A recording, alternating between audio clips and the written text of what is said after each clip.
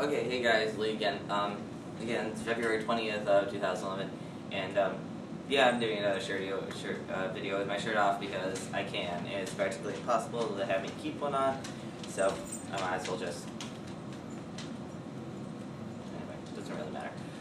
So, what I wanted to do a quick video about was locker room etiquette. Because I see a lot of videos about bathroom etiquette.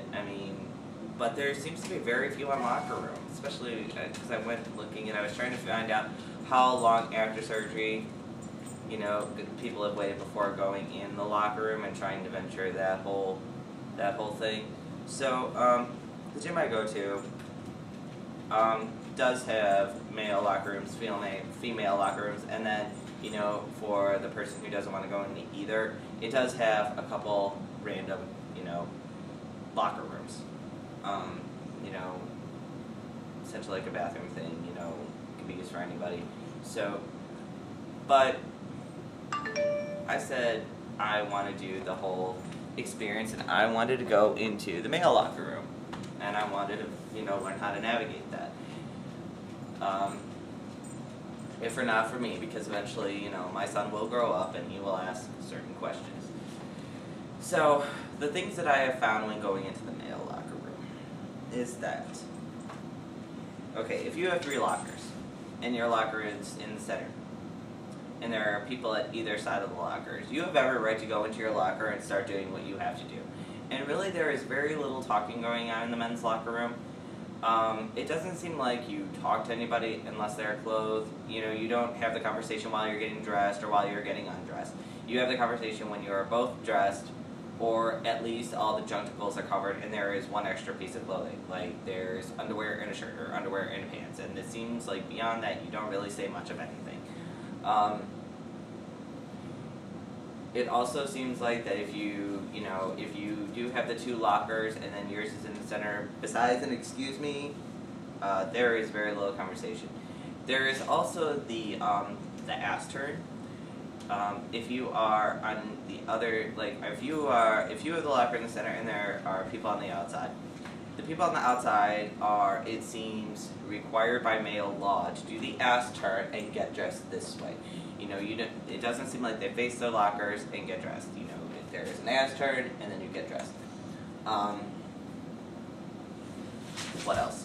It seems like everybody, for some reason, likes to walk around without underwear and without nice underwear. I know that sounds really weird, but dear God, if you go have some decent underwear. Because the first time I walked in, there was a guy, a rather large man, deciding that he was going to flash his not only graying tighty-whities, but his graying, sagging in the ass tighty-whities.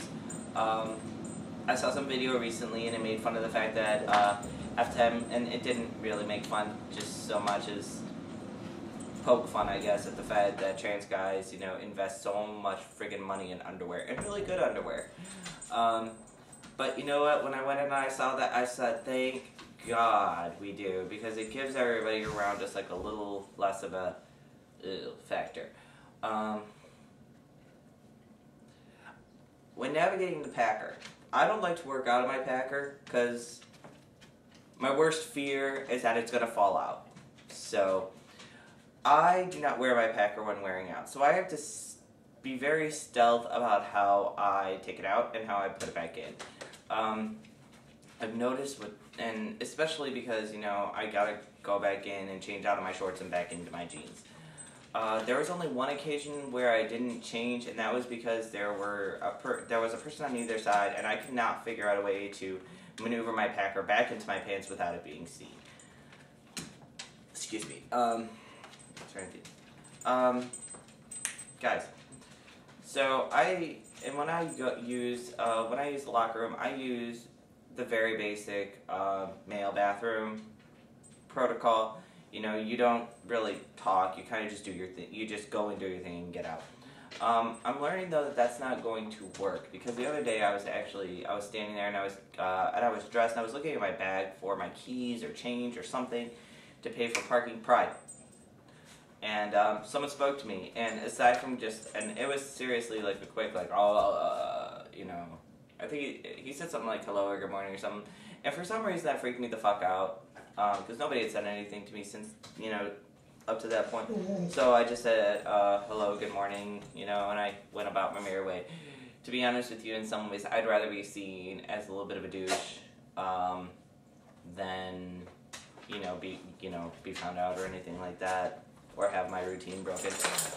The one thing I am noticing, because I am starting to navigate like a lot of places very easily, this one was a huge one for me, but I'm noticing that I'm getting very ballsy, which in some ways is good, in some ways is not. It's like I'm finally claiming, what I feel has been owed to me most of my life. However, I'm getting really ballsy, and I'm starting to want to do things that may be a little bit on the dangerous side for me, such as, I'm tired of leaving the gym smelling like a foot, or an armpit, or anything like that. So what I've been wanting to do really recently is use the showers in the locker room. And they are, they're stalled showers. There's a divider between them. They do not have a curtain on the back. And part of me is like, you know what? As long as I keep my back to them and I do not do the, the full, this bend, no one's going to really see a goddamn thing, or notice. I'm like, it could be, attributed to shrinkage or this or that. So aside from any of that stuff, I'm really starting to get, to really get to the point where I feel I could do that. And of course there's a line of showers, and I take the one furthest at the end. I go in with the towel, I come out with the towel, and it's just, you know what I mean, and then it's basic stuff from there on in. The one thing I am starting to think about getting is that there are, I can't remember where I saw them, but there are underwear where there are packers sewn into the underwear, so that they don't have to be like up against your skin. It's actually something sewn into the like the junkicle area. So I've been really thinking about getting one of those, because then it's, especially just for the gym, because then I slip them on in the gym, I slip them off, I don't have to, fumble around with the packer or potentially drop it or anything like that. So I've been thinking about doing that, or at least, getting a pair of underwear and just sewing it in, because then it makes her easy on-off. Other than that, I think that's all that I've really noticed, but I wanted to put up a video to prompt, if nothing else, than to share what I've learned, and probably to prompt some other guys who have been, to prompt other guys who have done this longer than I have to kind of share what they have noticed.